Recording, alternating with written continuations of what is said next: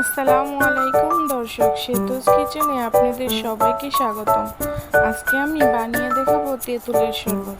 চলুন দেখে আসি কিভাবে তেঁতুলের শরবত বানাতে হয়। এখানে আমি আগে থেকে ভিজিয়ে রেখেছি তেঁতুলগুলো 10 মিনিট। এখন তেঁতুলগুলো আমি ভালো করে চটকিয়ে নিব, বিচি থেকে রসগুলো বের করে নিব।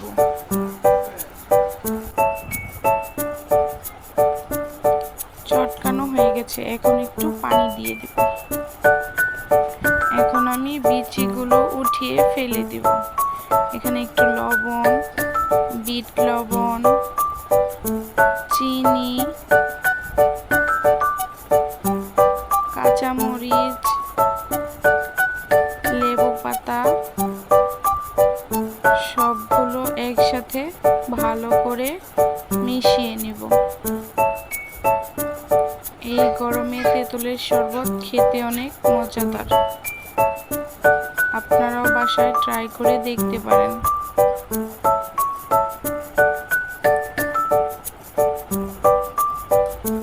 এখন গ্লাসের মধ্যে আমি এগুলোকে একটা ছাঁকনি দিয়ে ছেঁকে নিব।